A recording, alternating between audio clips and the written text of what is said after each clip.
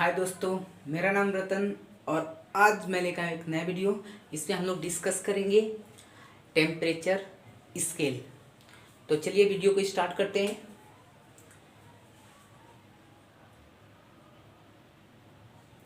Temperature scale. तो सबसे पहले ये जानेंगे टेम्परेचर स्केल होती क्या है। तो टेम्परेचर स्केल सिंपल सी एक स्केल होती है जिसमें या जिससे हम लोग टेम्परेचर मेजर करते हैं। The scale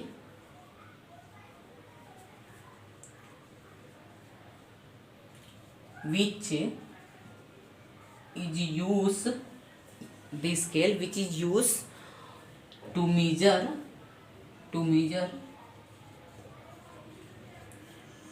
the temperature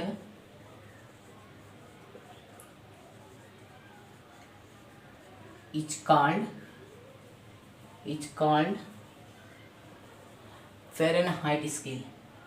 Sorry, it's called temperature scale.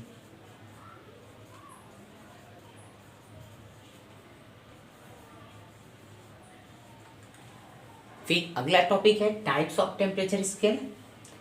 तो टेम्परेचर स्केल का डेफिनेशन क्या होगा? The scale which is use to measure the temperature is called temperature scale. Types of temperature scale basically 3 types के होते हैं। पहला होता है सेल्सियस स्केल,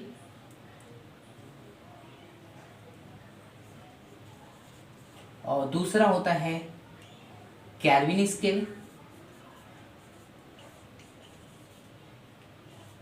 और फिर तीसरा होता है फ़ारेनहाइट स्केल,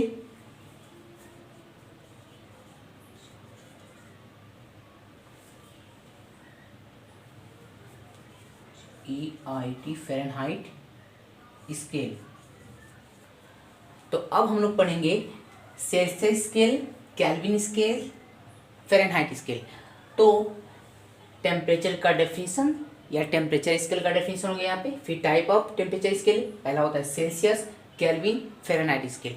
अब हम लोग पढ़ेंगे इस स्केल के बारे में और ये आपस में कैसे जुड़े हैं, या अगर मान लीजिए हमको एक स्केल पे रीडिंग पता है और दूसरे स्केल पे फाइंड करना है, अगर ऐसे हमको पता करना है तो हम इनके बीच में रिलेशन देखेंगे और फिर इनको यूज करना जानेंगे।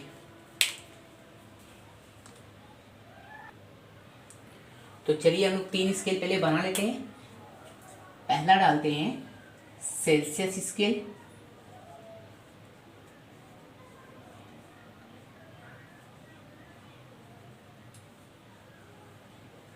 और दूसरा kelvin scale,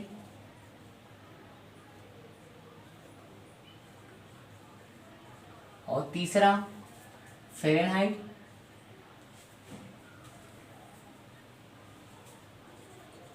RENHEIT Fahrenheit scale. ठीक है, तो यहाँ पे मैं एक स्केल बना लेता हूँ।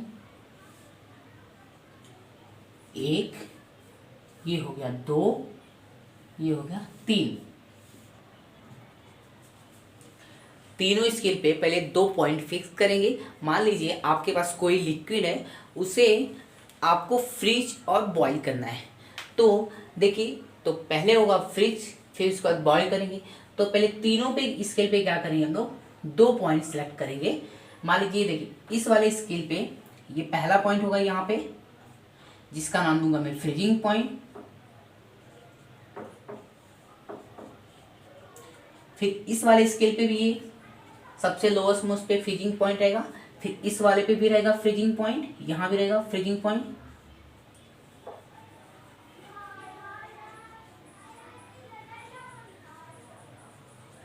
फ्रीजिंग पॉइंट, और फिर जो दूसरा पॉइंट होगा वो होगा इस वाले पे बॉइलिंग पॉइंट होगा लिक्विड का, और सिमिलर इसके रहेगा, और यहाँ भी बॉइलिंग पॉइंट।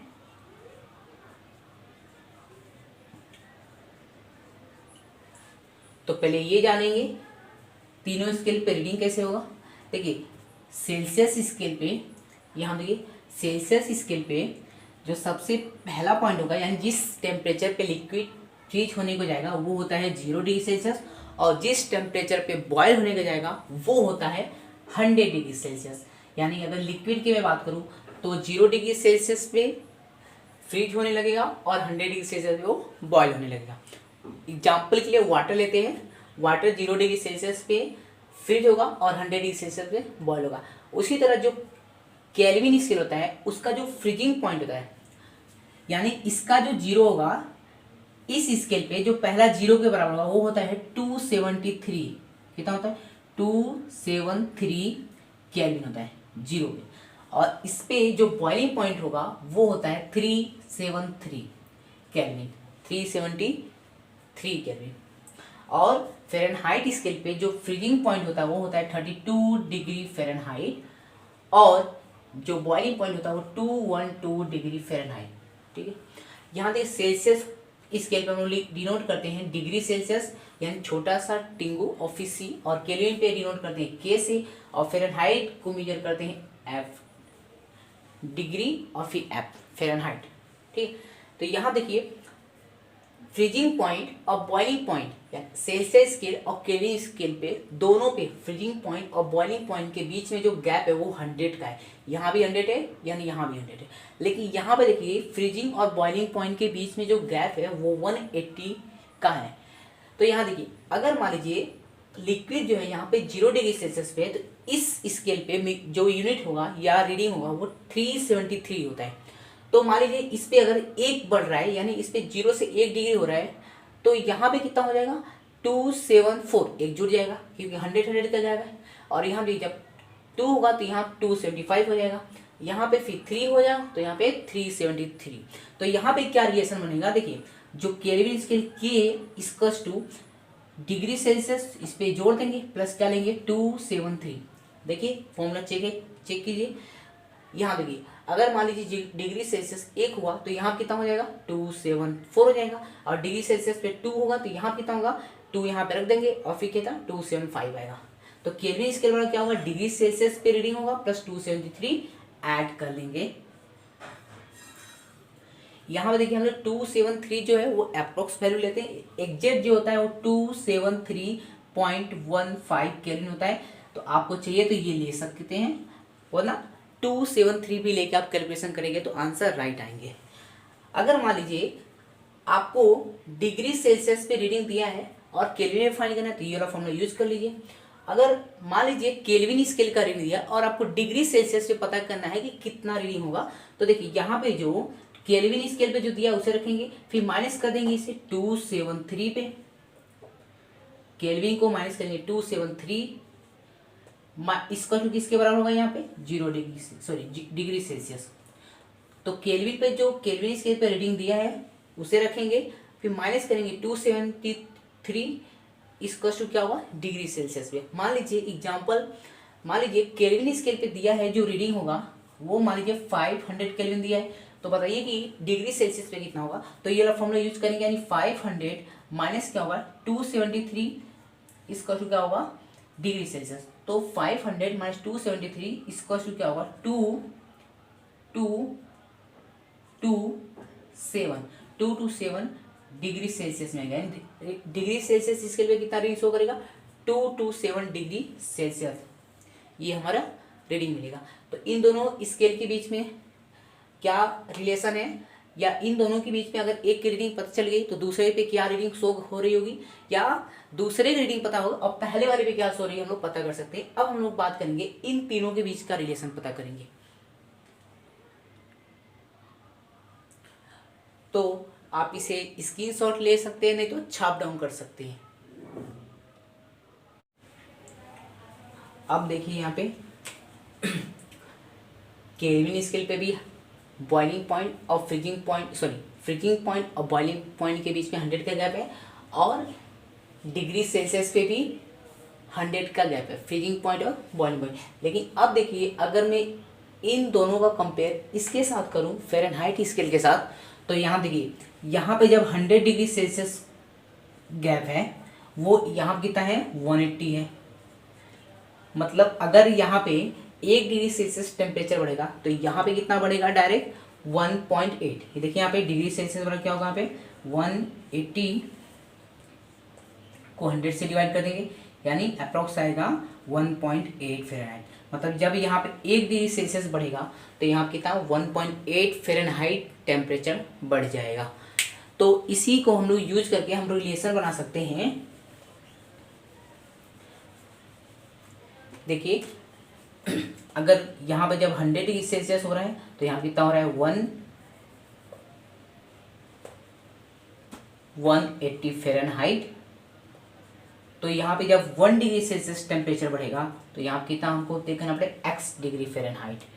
तो इसे यूज करके देखिए क्रॉस मल्टीप्लाई करेंगे, यानी x degree Fahrenheit equals to 180 degree Fahrenheit divide by 100 degree Celsius into 1 degree Celsius, यानी x डिग्री फ़ारेनहाइट इसका क्या होगा 1.8 इंटू डिग्री सेल्सियस को मल्टीप्लाई कर लेंगे।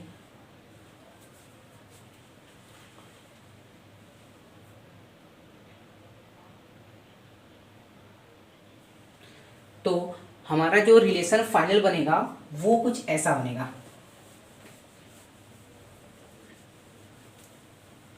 देखिए डिग्री फ़ारेनहाइट इक्वल्स टू, यहाँ पे देखिए 0.32 पहले बढ़ जाएगा, प्लस यहाँ पे कितना बढ़ा है 1.8 इंटू डिग्री सेल्सियस।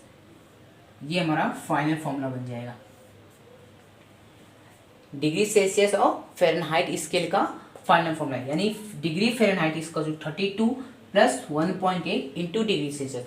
तो देखिए हम लोग एग्जाम्पल के थ्रू समझते हैं। मान लीजिए कि जो ह्यूमन का जो बॉडी का टेम्परेचर होता है वो होता है 37 डिग्री सेल्सियस। अगर हम लोग डिग्री सेल्सियस स्केल पे मेजर करें तो अगर उसको हम लोग कन्वर्ट करना है कि फ़ारेनहाइट स्केल पे कितना होगा, यानी 37 degree Celsius equals to how many Fahrenheit, तो हम लोग कैसे कैलकुलेट करेंगे, इस वाले फॉर्मूला में ये वैल्यू पुट करेंगे। देखिए degree Fahrenheit equals to 32 add होगा प्लस 1.8 इंटू 37, तो यहाँ पे जो आएगा वो वैल्यू हमारा आएगा 32 प्लस इसको जब हम लोग सॉल्व करेंगे तो अप्रोक्स आएगा 66.6 आएगा, यानी आंसर जो आएगा वो अप्रोक्स आएगा 98.6 डिग्री फ़ारेनहाइट। ठीक है, तो जो फ़ारेनहाइट स्केल पे होगा वो होगा 98.6, ये हमारा वैल्यू आएगा।